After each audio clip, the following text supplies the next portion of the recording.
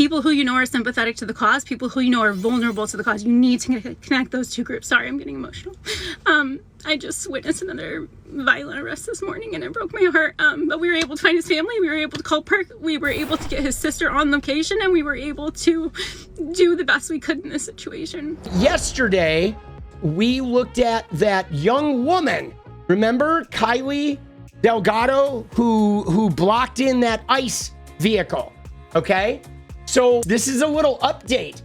She found out ICE was in Hillsborough. She blocked him off with her truck. So now she obviously has been going viral. All the right-wing people have been posting, you know, doxing her and saying this is Kylie, and they're trying to get her arrested. She has not been arrested, but so she decided to make a little video talking about the experience, what happened, why they did it, and about PIRC. It's called PIRC, which is I think this is important, guys, because there are resources to help people if they get detained by ICE. She's really amazing, okay? And she like kind of tells you a little bit of why she's been doing this stuff and what we can do as people. I mean, it's amazing that this is the person who's taken on ICE. Like, we could all do more to be like her. This is the first time I've ever recorded myself on TikTok, so forgive me if I'm awkward or stumble through it. But how did this end? The second ICE vehicle, which was carrying the third ICE officer, pulled up, and as we were distracted, the original vehicle, which was the minivan carrying two ICE officers, pulled around into the apartment complex, ran over a couple of hedges that were probably 6 feet tall and got away. A couple other comrades followed them all the way up to Highway 26, which has a pretty fast speed limit, so they got away from that point. But we were able to report their vehicles, their faces, their VIN numbers, and that's kind of what I wanted to post about today. I wanted to let everyone know what the best next steps are if you're going to do something like this. First, if you're in Portland, Hillsborough, anywhere in Oregon really, please get very comfortable with the acronym PIRC. It's the Portland Immigrants' Rights Coalition. I'll put their number in this video. The very first thing you should do if you ever see ICE activity, suspect ICE activity, is call PIRC. PIRC will notify the ACLU. They will notify all of the trusted orgs in the area, as well as try to find the person being harassed or detained and locate their family. See, this is a really big part of this, guys, because the thing that we don't realize is what she just said there, why you want to call PIRC the Portland resource. Because some guy leaves his house in the morning and he goes to work, and maybe he goes and gets a bite to eat in his lunch hour, and then he gets kidnapped by ICE. But his family, his boss, nobody knows he got kidnapped by ICE. Nobody knows where he is at all.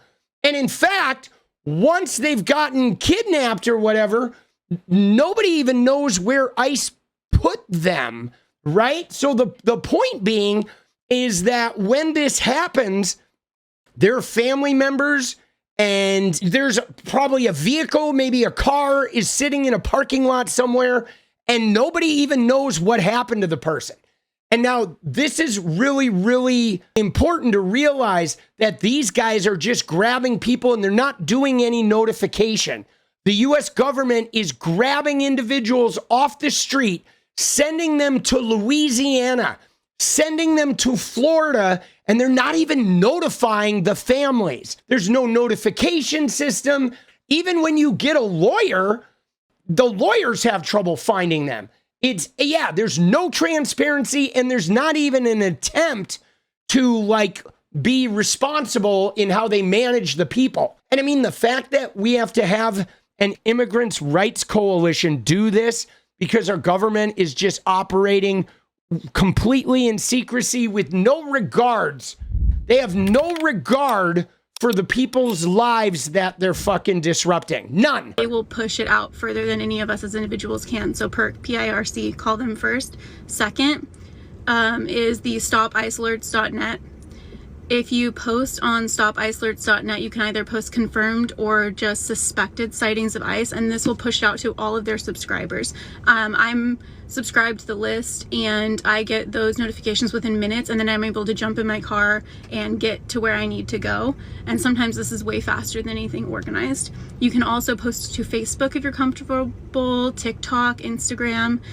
You can establish a small network of friends, coworkers, family that you're in a group chat with, whether it's Signal or just a regular text message chat, and you share each other's locations, and you just say, can anyone be in this location to film, at the very least to film and document within the next 5 minutes? Because sometimes these things take 5 minutes, sometimes they take 2 hours, but the faster you get there, the better.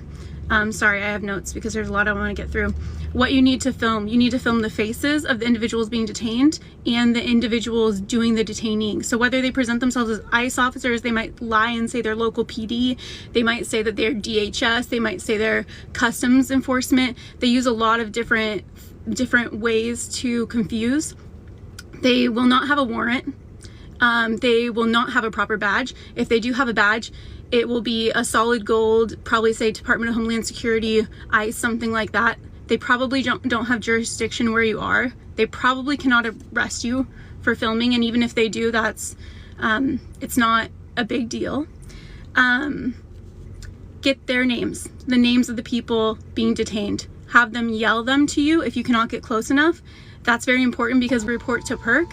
They're able to locate those people's families and get things in order to have them released and have the ACLU involved.